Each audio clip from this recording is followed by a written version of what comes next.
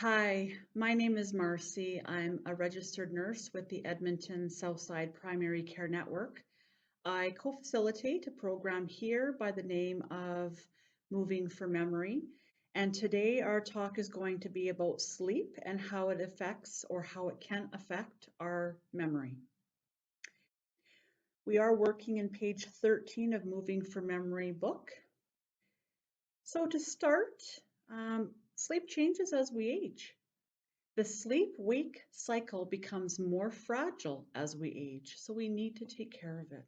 We tend to see earlier bedtimes and earlier wake-up times, more sleep during the day, such as naps, less sleep during the night, more awakenings during the night, especially in the second half of the night. So how many people go to bed, sleep for a solid 4 hours, and then keep waking up and have a hard time getting the rest of the night in a solid sleep? Typically, you're doing a lighter sleep. You don't get as much deep sleep as you do when you're younger.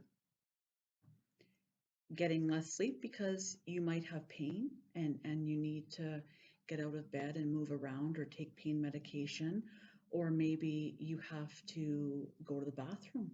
Sometimes medications will play a role in making you have to go to the bathroom more often. Some factors that contribute to sleep difficulties with aging.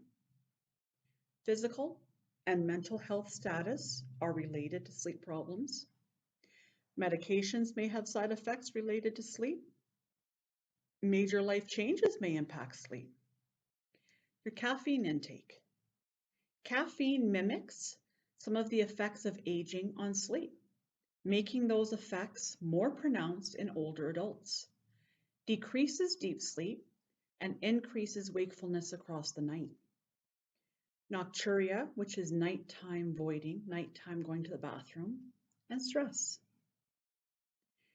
Sleep continuity and sleep architecture are altered more extensively by dementia due to Alzheimer's disease, meaning sleep is even more fragmented and more reduced overall as compared to normal aging.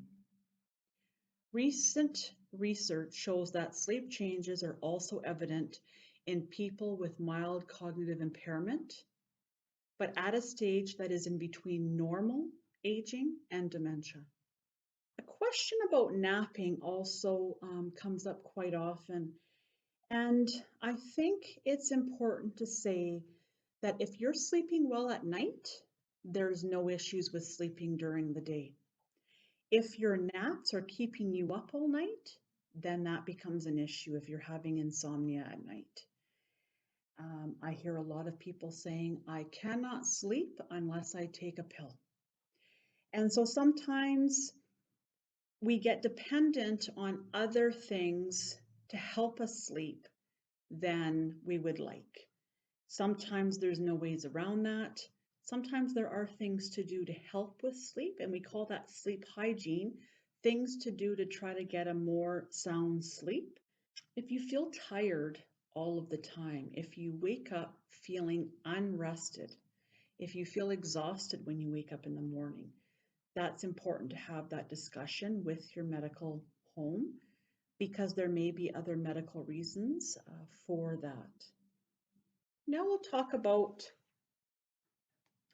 sleep and how it recharges your brain. Again, comes up the anti-inflammatory effect of sleep. Chronic brain inflammation appears to contribute to the cellular deterioration that can lead to Alzheimer's disease. So getting a good night's sleep has a positive impact on that inflammatory process.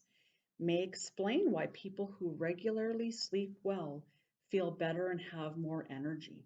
To think about sleep as that anti-inflammatory medication that your brain needs.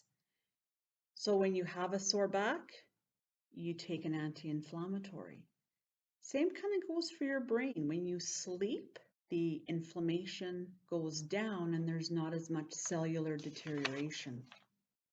Poor sleep can disrupt the memory consolidation process, and the result is that we cannot remember the specifics of recently acquired information as well as we should. We also have trouble keeping track of and reorganizing information and learning new information. Insomnia and fatigue are major sources of stress that can impair concentration and memory. So when sleep patterns improve, typically so will your mood and your memory. So we need that sleep to repair our brain to make more room for more new memories.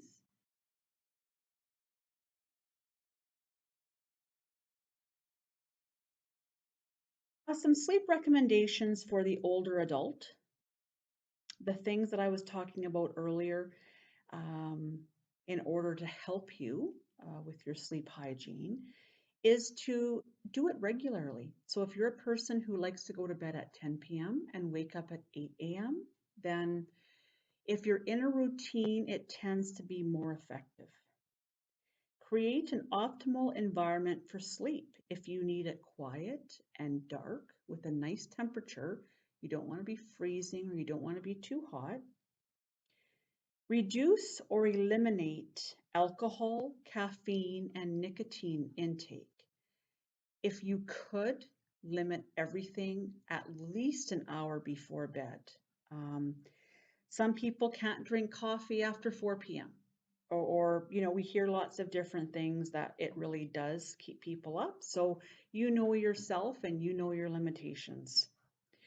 Diminish stressful experiences and worries before bedtime as much as you can. Sometimes that's unavoidable, but if you know something is going to be stressful, maybe try to work on that earlier in the day.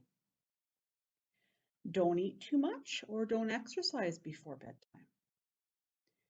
If you can help it, working at night is not a good thing for your sleep patterns. Even if you are younger and healthier, night work does diminish your sleep quality for sure.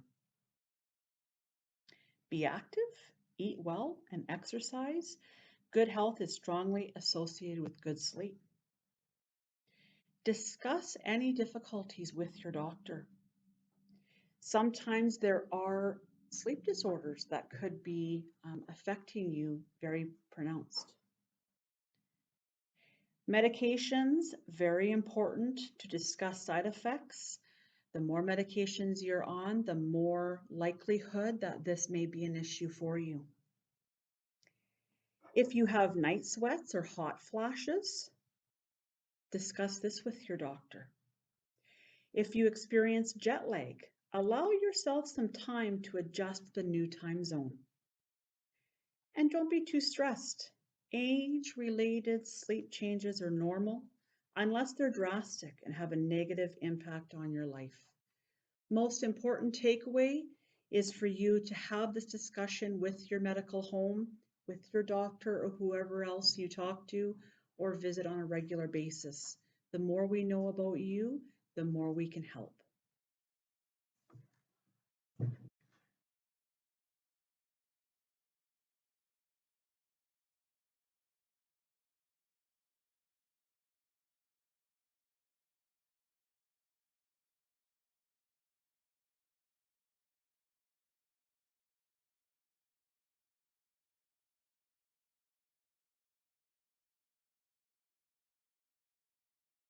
Take 3 on sleep.